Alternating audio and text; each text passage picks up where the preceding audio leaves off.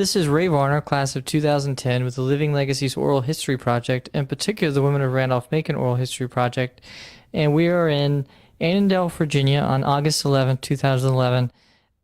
So at the home of Debbie Larsen, class of 82, she was known as Debbie Yetman when she was at Randolph-Macon. Okay, Debbie, so where did you grow up? Mostly on the East Coast. My father was a career naval officer, so I lived in Jacksonville, Florida, Norfolk, Charleston, and here for a large majority of the time in Northern Virginia in Annandale. I went to high school here at Woodson High School. Okay. So how did you hear about Randolph-Macon College? I believe initially they had a section at the high school where you would hear about the different colleges. I believe the college also sent me information in the mail. And one of my grandmother's sister's husband had attended a long time ago, Yeah. in the 18 somethings. I don't know the exact year, but I think between the flyers that came in the mail, it was interesting, interested me, and then I went and visited it. How was that visit? What was the campus like? I actually loved it. I had applied to several other colleges, but when I visited Randolph-Macon, I really liked the whole feel of the campus. The library, we went in the library, which doesn't look like what it looks now. There's been some additions made from it. There were three main academic buildings, the Fox, the Haley Hall, and the Science Center that we mostly, took classes in. There was the Welcoming Center, I can't think of the name of it, where you got your mail, and it has the student store. Oh, the campus center? Campus Center. Oh. Campus Center. That building was there. And we went in the different dorms, the ones that were, it was called New Dorm and Moreland and Mary Branch, which were like the upper part of the campus. And then there were the motels. Garland and Jones were the girls' dorms back then, and the rest of them were the boys' dorms. And I just really liked the feel of the campus. I liked the people that were giving us the tour. They clearly liked the school. The faculty that we talked to, I really liked it. Once I'd been at the school, it was very clearly my number one choice. And I'd applied to William and Mary, and I think Madison. I can't remember if I played at George Mason. I may have, but that was more of a commuter school then. And I think the University of South Carolina. And once I went to Randolph-Macon, I just fell in love with it.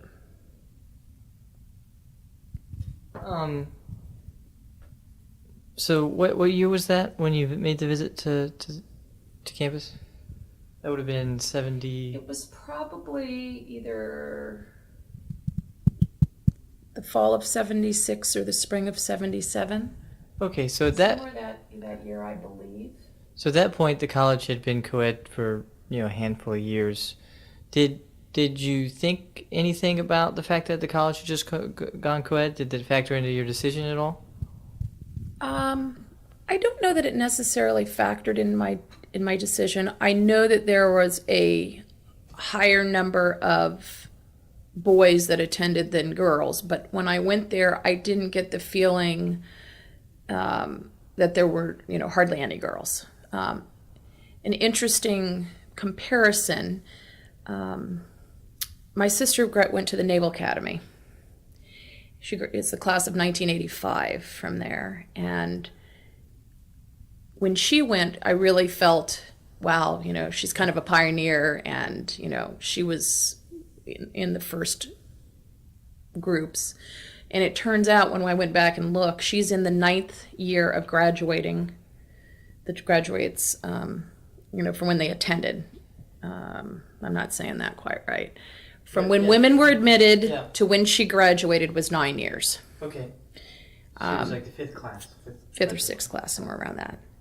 And from when women were admitted to Randolph-Macon in, I think, 72, I was around, it ended up, I should have graduated in 81. I would have been the 9th class. And I didn't get the feeling that I was more of a pioneer, whereas my sister who went to the Naval Academy, you just didn't get that feel. I was welcomed by everybody that was there. I didn't get the feeling that, any of the professors that I personally had didn't want women there. Everybody was welcoming, and I don't know that it played a huge decision as to why I selected that school. Mm-hmm. If that makes sense. Yeah, that makes perfect sense. Do you remember arriving to campus as a freshman? Yes. What that day was like? Or I actually had been on campus prior to when we first reported at the beginning, end of August, beginning of September. I'd come earlier in August because at the time, the person I was dating was playing on the football team, was an incoming freshman also, and was playing on the football team. So I had gone down in August to when it was not involved in the dorms or any of that stuff, and had seen the campus and really liked it. And so the day that we came, with our families, and I was fortunate enough to be living in Garland, and so I was one of the group. We called ourselves the Garland Girls later, and we everybody was really friendly, and everybody helped each other moving stuff in, and I think we were up around by the campus center and walking around campus, and there was a lot of excitement, and everybody was really friendly. And I actually ran into a person that I had met on the tour. That was a girl by the name of Kathy Hanford, who was an incoming freshman. So I ran into her that day. So that was kind of exciting because we, said hello. We didn't end up being roommates because we really didn't know each other. Were ultimately going there. But it was it was definitely an exciting period that everybody was thrilled. And, of course our parents, as a parent myself now, I'm sure my parents were like sad because I was the oldest and the first one to go off to school. But we were excited to be there, and it was fun. Do you remember any type of orientation or anything like that? I'm sure we must have had some kind of, I honestly, it's okay. I don't know. It was too long ago. I'm sure there was something that we did, maybe, but I don't know where it would have been. I'm sure like our RA, once everybody came in, we all like met in the hall and introduced ourselves and that type of thing in the dorm per se. But I can't even remember, because now kids pick classes on computers, and so you didn't do that then. I think we picked our classes once we got there. Maybe I'm not even really sure. So there must have been some kind of orientation where you got your schedule. Yeah. But I honestly don't remember.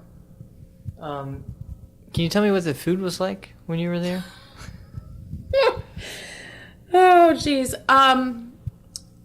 Saga was the name of the company, and I think most people refer to it serve any garbage available, which, it was going from where you're living with your family and eating your family's food and going into a cafeteria style.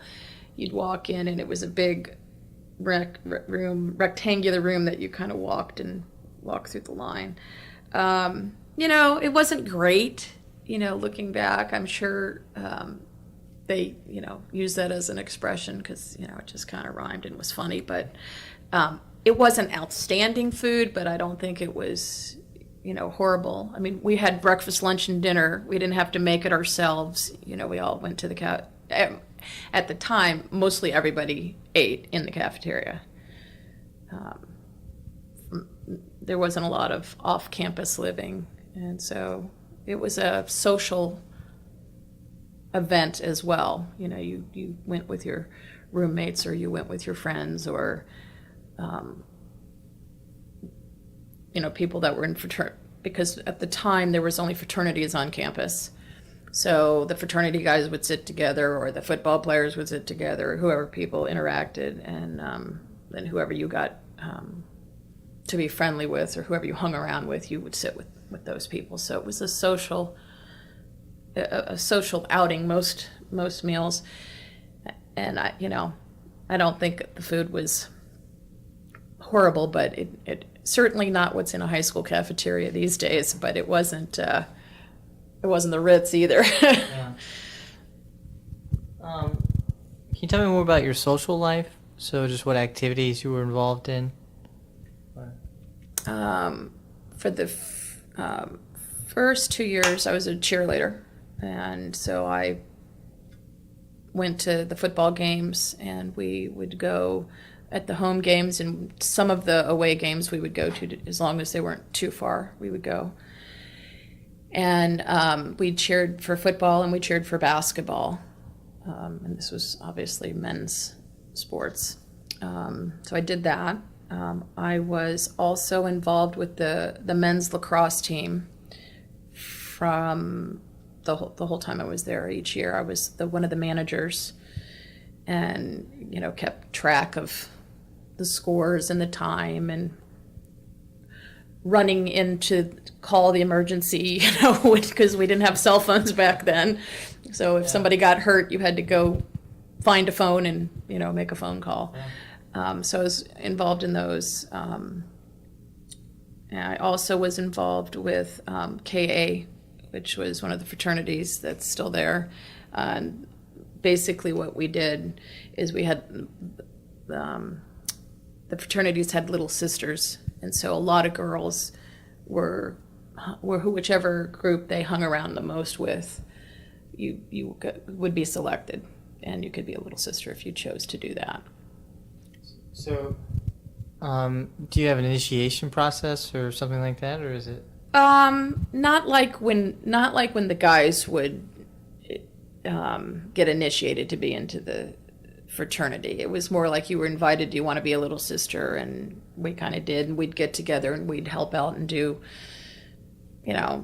stuff with the guys, have parties or whatever we were doing. We hung around. If we just wanted to go over to the house and sit and watch TV with them, we were there a lot of the times with those fraternities. And there a lot of the fraternities had little sisters, not just KA. That was just the group that I hung around with. Mm-hmm. Not the only group, but yeah. What was it like being a cheerleader? It was fun. We practiced, in the old gym. That's where the tryouts were, which I don't even know what you guys call it anymore. The old gym is the one that has the track. The alumni gym. That has the track. It's Crenshaw is the bigger part of the gym, but right. The other part is the alumni gym. Okay, it's called alumni gym now. Well, and it had a track that you used to, I don't know if you can run around it anymore, but you can't. I've done it a couple times. It's pretty fun, but you're not. Then you could. we would all, we'd run around there, but that's where tryouts were, and I was really excited to make being a cheerleader. I hadn't been a cheerleader in high school, so it was a lot of fun. We did the normal practice every week so that we would know the cheers, and we cheered in front of the portion of, they were like metal stands at that time. And went with a different team. So, it was fun. We had a good time. So I imagine you would go to Hampton-Sydney for those games? Yeah, I think we went to Hampton-Sydney. I can remember going to Madison.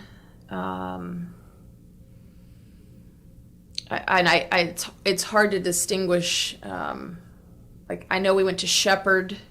I can't remember all the different places, but, we cheered for every home game, and then that was true for basketball too. We would cheer at the end of the at the end zone, mm-hmm. and go out at the different breaks and do a little cheer in the middle of the floor. It But yeah, we had a good time. It was fun. I found that after my second year, I wanted to spend more time on my studies, and that, you know, it takes time. It takes time away for practice and different things like that. So I decided at that point I guess it had my fill and needed to move on to do something else. So did you enjoy the football games and everything more as a student or as a cheerleader? I don't know that I would say that I enjoyed them more either way. I mean, when I was a cheerleader and performing and cheering and getting the crowd all riled up, that was fun for what it was at that period of time and where I was in my life. And then later, when I was, had been there a couple of years, and we'd hang out with, whoever our friends were, whether we were in the end zone or in the stands, I still enjoyed it. I liked watching the games, cheering for the guys. I knew most of the people that were playing football, or a large percentage of them. So it was a good camaraderie. So I don't know that I would say one I liked better than the other. Okay. If that makes, yeah. No, that's fine. I was really just trying to get you to talk about it. So do you remember the big social events that would go on during the year? What were some of those? A lot of the fraternities had parties. It's different because when I was there, the drinking age was 18. First, I think beer and wine, and I'm not a big drinker, but I think beer and wine, and I think alcohol was 21. So the fraternities could have parties. And so most of the fraternities we would go to. I'd KA and Kappa Sig and SAE and Phi Delt and Phi Cap. I don't even know if all of these ones are still there, but it was set up in such a way that if you were a KA, for example, we welcomed other people. Like if I went to Kappa Sig, they didn't say, "Oh no, you can't come in here." We also had parties sometimes in the dorms. We'd have dances in the Crenshaw portion of the gym that people would come to as well. But it was mostly, I would say, within what was going on. Like when I lived in Garland, we had had a Halloween party there, and then whatever was going on at the fraternities. There were a few things like homecoming. There would always be a big. They had tailgate parties at the football games and that type of thing. So it was kind of, that long fraternity row, and then KA and Kappa Sig used to be right next to each other. I think they've since torn the Kappa Sig house down, but they used to be right next to each other. And so most people would kind of go there, and then in the different dorms, they would have varying parties of whatever. They had Camptown, which would be in the courtyard between Mary Branch, Moreland, and it was called New Dorm then. And they'd have bands that would play in there, and people would sit out and have picnics, and some people would drink way too much, but it was a pretty pretty wild time. And then at KA, which is the fraternity that I was associated with, they had Old South, which was a big huge party that they had, and you'd dress up in Southern Belle dresses and that type of thing. So that was once a year that they had that. That was fun. This is kind of off topic, but would the girls dress up for the football games? Like you're saying, what would girls normally wear to football games? Jeans, and not like in dresses or any of that. I've seen them since, I've gone down multiple times for homecoming. And I think the students now get more, what I would say, dressed up than what we did back then. It was very casual. Back then, for people wore jeans and whatever, depending on the weather. Yeah. how many layers you needed to put on if it got really cold or rainy or whatever. But it was not, I don't remember specifically, like girls wearing dresses and high heels or any of that kind of thing. Mm-hmm. Not that I recall. Yeah.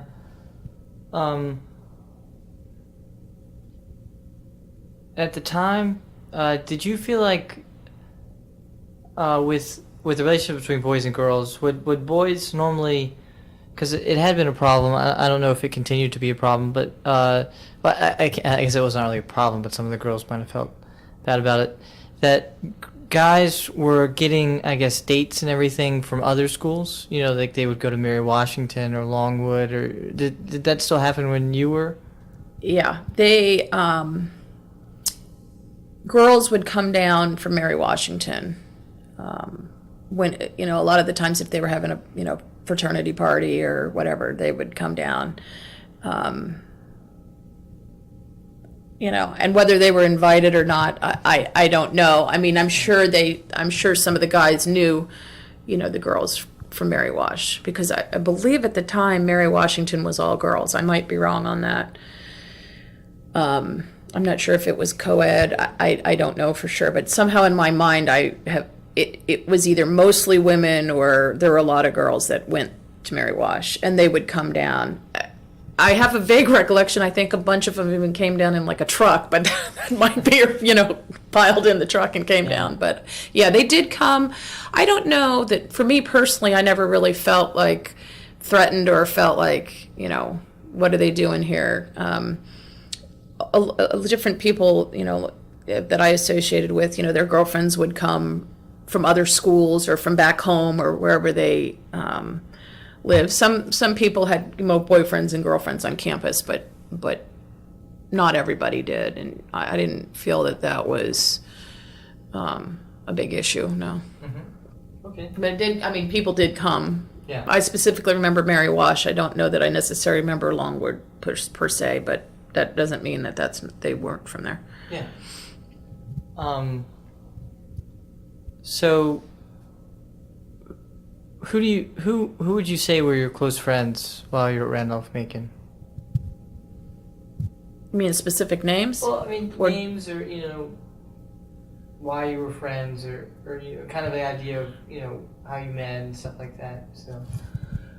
Well, I was friends with a lot of the KAs that were in the fraternity, that were around my age, maybe a year older, a year younger, that we hung out. And even to this day, I'm still friends with a lot of them. We're friends on Facebook, and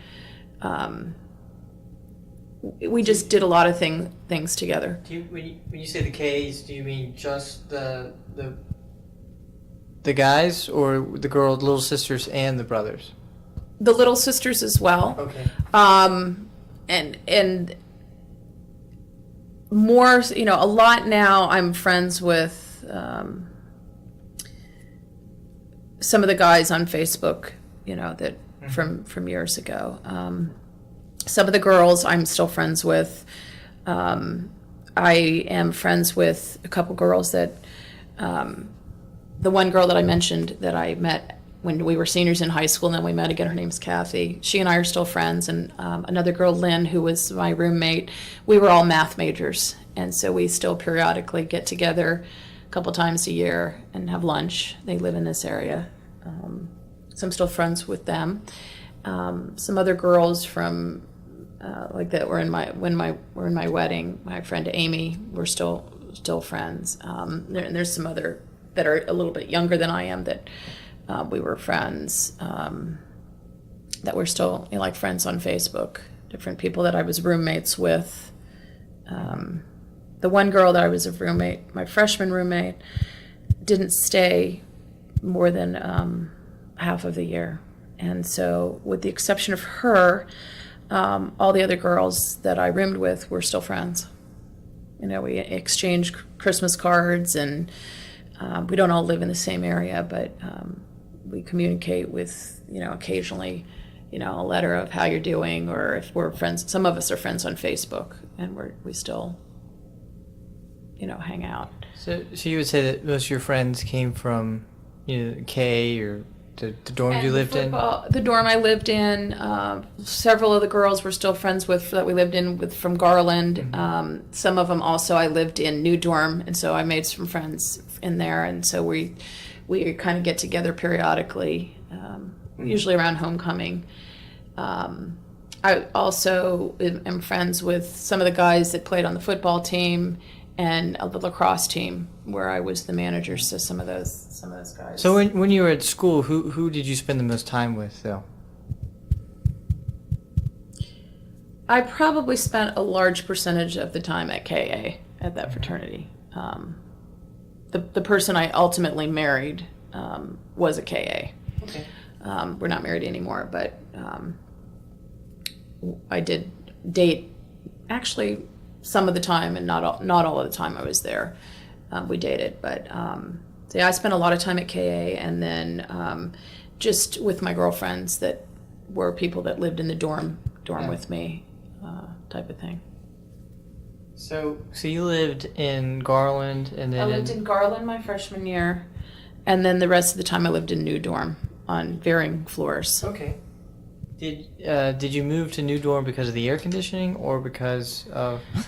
I think I moved to New Dorm. I liked living in Garland. However, you had a bathroom at the end of the hall, or in the middle of the hall, and so there were so many rooms that would go into a bathroom with a big shower. And when you went to New Dorm, you had basically a suite, 2 rooms that shared a bathroom. And so for that convenience, I don't think it was as much for the air conditioning. Just kidding. No, but I don't think they were. I don't think Garland was air conditioned at the time. But I think it was more for the convenience of having your own bathroom in between. Did you feel like there was a different atmosphere with the girls who lived in Garland and the girls that lived in the New Dorm?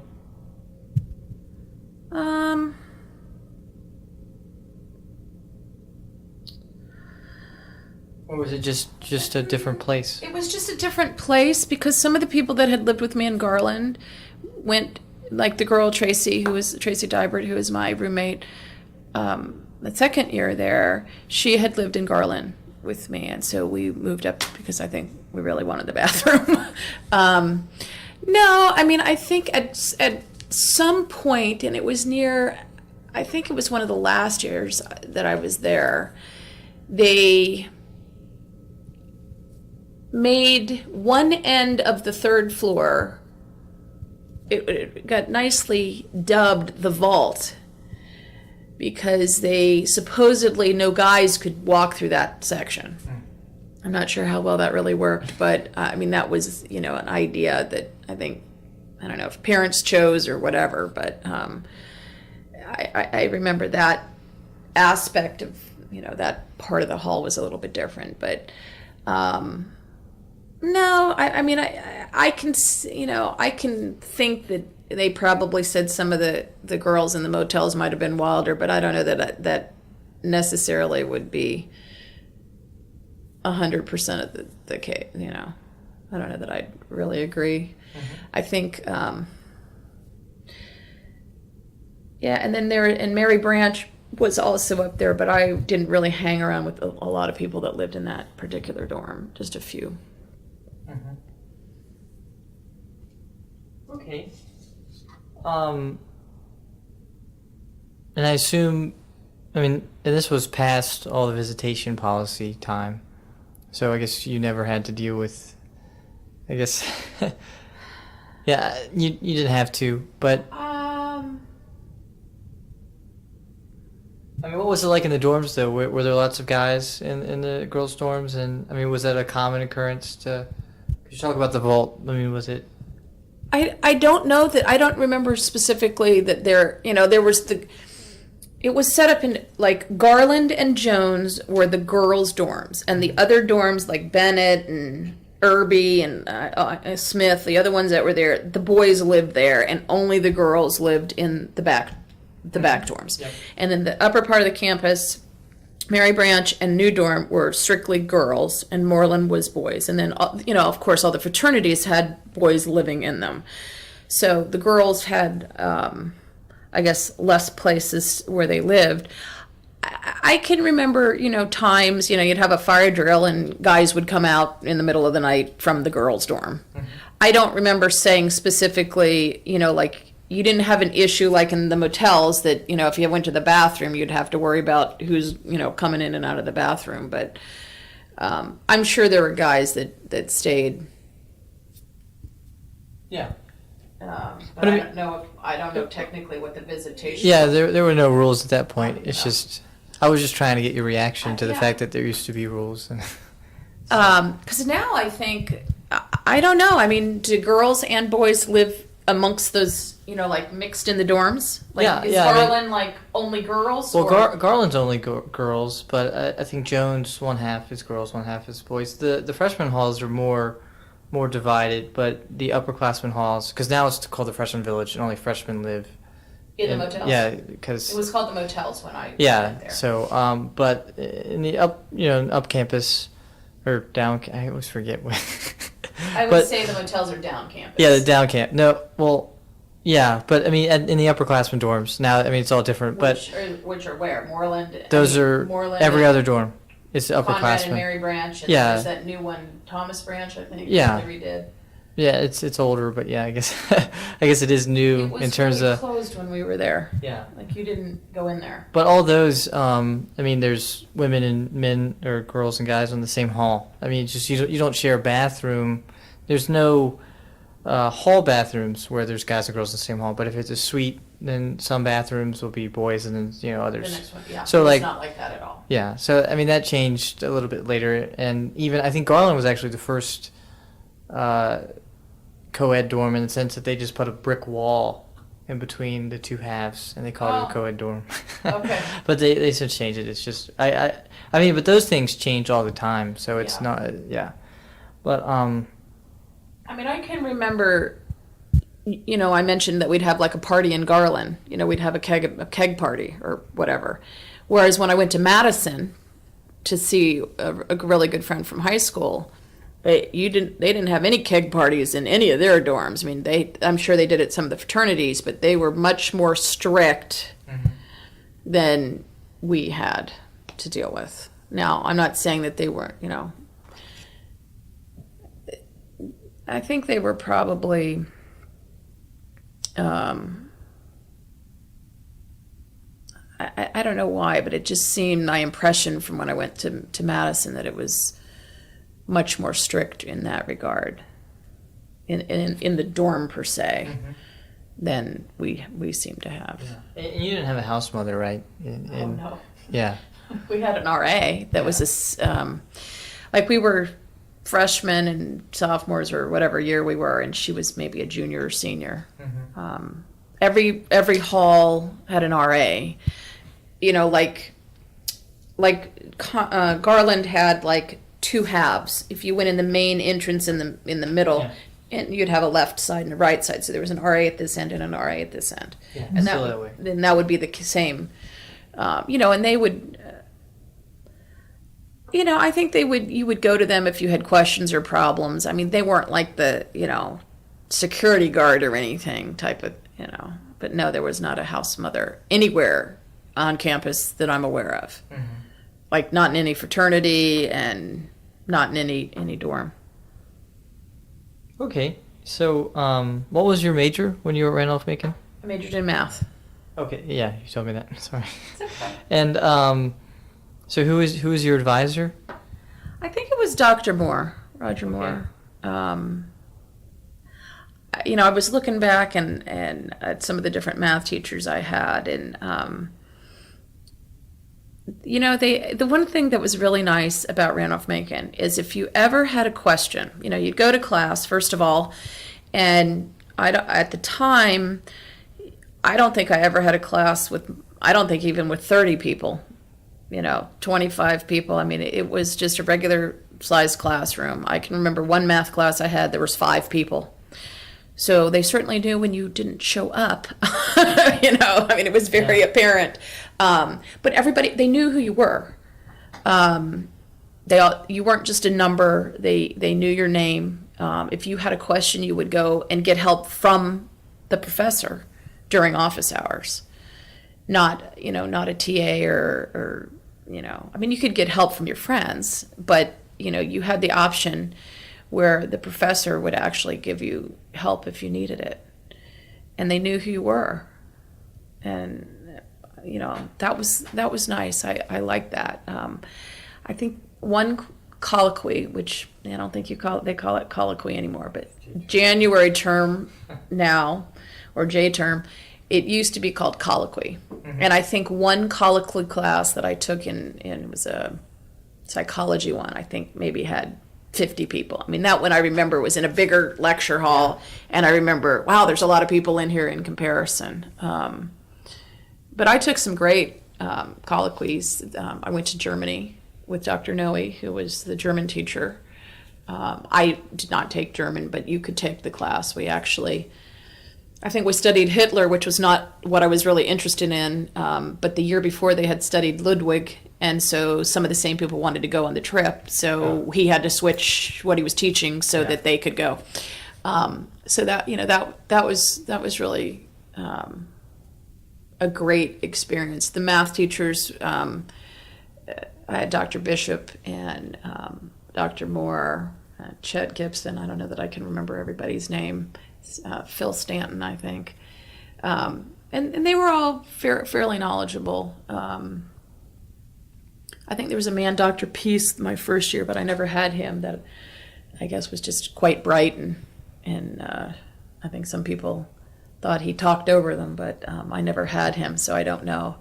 And I know there was one professor that I think didn't particularly like girls, but I never had him either, I think he maybe used curse words or something that, he wasn't going to change the way he did whatever. But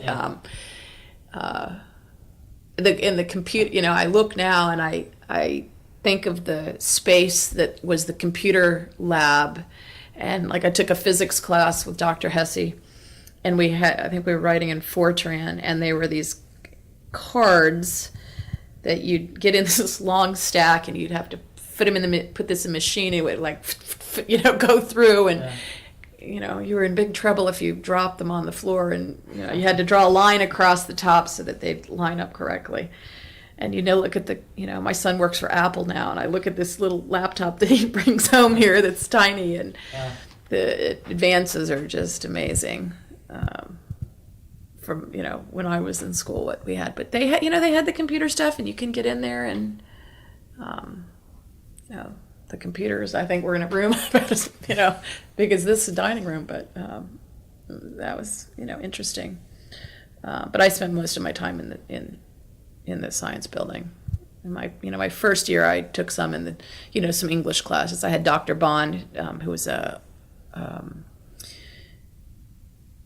female English teacher, and she was good. I liked her, and a lot of the teachers were male, but there were a couple that were female that you didn't feel. They always were welcoming to me, I thought. Mm-hmm. I loved going to Randolph-Macon. I mean, I was a person that when I was in high school, I loved being in high school. I liked the high school I went to. I was involved in what I did, and I did the same thing when I was in college. I wasn't wanting to be someplace else. I loved my experience at Randolph-Macon, and I am friends with a lot of the people that I met there to this day, and I can't say enough good things about that school. Were you one of the only, I guess, females in the math department, or were there others? Or? Yes, there were others. Interestingly enough, I looked through the yearbook to find out about how many math majors there were for the class of 81, and it was about half and half of guys and girls, which I was a little surprised. My friends Kathy and Lynn and I were all math majors, and we're still friends and do stuff together. And there was a couple others that I remembered, and then there was a couple I'd forgotten that they were math majors. But it was, I think some of the classes were more heavily guys than girls, but because depending on what classes you took, I think that was one that might have tended to be heavier boys than some of the other ones. But yeah. So what did you do after graduation? I moved back to this area in Northern Virginia, and I started teaching at Oakton High School. I was a math teacher there from 1982 to 1989, which is when my older son was born, the fall of '89. He'll be 22 in September. And so at that point, I stayed home for about a year, and at the time my husband was transferred to California, so I moved to California and just was a stay-at-home mom. In 1999 no, that's not right, 1997 I moved back from California to Northern Virginia. Actually got separated from my husband, and so I moved back here. And in 1999 I went back into teaching, and I teach at West Springfield High School, and that's where I still am now. I teach pre-calculus and honors geometry. Oh, so you stayed with the math the whole time. And my friend Kathy works for Northridge Grumman. She's just one of their directors, and so I don't know that hers is purely math, but I'm sure some of hers had to do with it. And Lynn was also a math major, works for American Express, but she does a lot of writing. And I think we had a conversation one time, and she said, well, she's not sure she'd major in math again. She might major in English or something, because she does more writing now than what she did. But as you mentioned, one of the advantages of Randolph-Macon is it's such a liberal art, being liberal arts, you are exposed to so many different things. There's a lot of things that you can do once you graduate from there. I mean, several of my friends have gone on to be doctors, lawyers. There's several that are teachers, business owners. So I think you get a very good education. If you've graduated from Randolph-Macon, you have worked hard, and you have to be somewhat intelligent. You can't just fumble your way through there and get out. And I'm sure, it'd be interesting to know how many people started and how many people actually graduated. I'm sure they have that statistics. I didn't think about it till recently, and I thought, well, I wonder how many people who, came in really actually ended up graduating. Yeah, it's a pretty important number that the college looks at. Just, how many students come through and stay. But how have you stayed in contact with the college since you graduated? Initially, when I was first out, I did some alumni stuff where you would contact students and different things like that. But once I moved to California, which was in 91 maybe, then I kind of got out of that, and because I was so far away. When I moved back in 97, I would say, not initially, but in the first 5 years maybe, then I started to I go back for homecoming.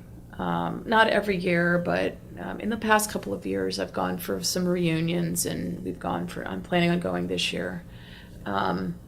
So I even have my magazine from Randolph-Macon in the kitchen. I just had gotten it recently. It was in there. So I always read those. I'm always interested in that. And I get the emails from the football coach sends out an email, or maybe he's the athletic director, that's during the season you get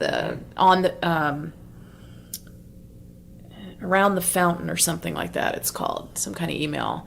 Oh. Talks about the different things going on on campus. Mm-hmm. Does that sound familiar? Yeah, it's kind of the email newsletter. Yeah, so I look at that, and then I through Facebook I'm actually friends with a lot of different people's people that went to school with me. One of the girls recently was in Japan when all of that went on with the earthquake and the whatever. So I was really thrilled to be able to, we'd met, she was in the class, she's a little bit older than I am, to see that she was okay. Mm-hmm. So I think a lot now, I mean, I think kids will have more of an easier go at it, so to speak, by having Facebook or some kind of social media, even texting, with on their cell phones, that you can get in touch. Whereas, before you had to sit down and write a letter, really to keep in touch. And a lot of, over time, when I was first out, we'd go to different people's weddings, and so you'd see people then. Unfortunately, in the past couple of years, we've had to have some funerals, which is always sad. And but we get together and we chat. It's interesting because I think most time when I get together with any of the people that I've known from school, it's like you just saw them yesterday and you pick right back up and start talking and so it's important to me. I'm a pretty social person, so I tend to make sure that I do the effort that I need to keep in touch with friends from high school or friends from college or friends, from when I lived in California or things like that. I'm not one that, once you leave there, there are people that are like that. They get out of high school and then they don't want anything to do with it again, or they go to college and then they don't have anything to do with it. I'm not like that. So to me, I had great experiences at Randolph-Macon. I actually, in the past couple of years, I have one student that she's going to be a senior in high school this year, and I was encouraging her. She mentioned she'd gone to Randolph-Macon for a visit, and we had a conversation about it. She's the kind of person that I think would do well there. So I try to keep in touch with the people I knew from school. Not as 100% like I'd like to, but Yeah. give it a good college try anyway. Yeah. This is kind of a different question, but if you were just talking about, I asked this question to all the women, but you were just talking about the girl that is about to go to college. Yeah. So think of a hypothetical student, that's about to enter college, about to enter Randolph-Macon. What advice would you give that student, based on your experience and your experience afterwards? So. Well, I think one of the important things that I'm sure Randolph-Macon still does is I would tell the student, if you go there, whatever classes you've signed up for, make that connection with the professor, go the extra mile, so to speak, that go see him, at an office hour. If nothing, then just to have a conversation to get to know them, and it'll make it more comfortable if you need to go and have extra help. That would be one thing. The other thing I would say is absolutely get involved in whatever it is that you love, whether it's a fraternity. Now they've got sororities. There's a lot more sports available for women. I think it was one of the last years I was down there, they were just starting to do women's lacrosse, and we had it kind of like a club, and then it turned into a women's sports there. And I'm not what I would consider very coordinated. I definitely would not be described as an athlete, but we at least tried, and we got together more as a camaraderie type of thing. So I would tell them to find a niche that they're comfortable and get involved. I mean, I think that's true. When I think of the people that I know from there, everybody was kind of involved in whatever it is that they liked or that they loved doing. And so you just kind of made a connection with them. So I would say find something don't just go and show up to class and don't get involved.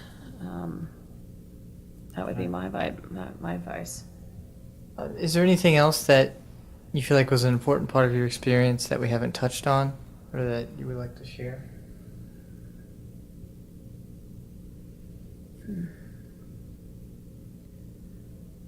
Well, I think that for me, Randolph-Macon was a perfect fit. I came from a high school that was probably bigger. At the time, I think my graduating class from high school had like 525 people, and I'm pretty sure we didn't have that many when I graduated. I'm thinking 200 and something, but I always felt safe. I always felt, that the professors cared about their students. We had some great experiences, the opportunities that we were given. I know that I've talked to people since, and I make some comment about we had a maid in the dorm, and they just can't even believe that you had a maid in the dorm. I get teased about that, but that was kind of nice. But I think that the friends that I made and the experiences that I learned, what I was taught there, I think I learned a lot.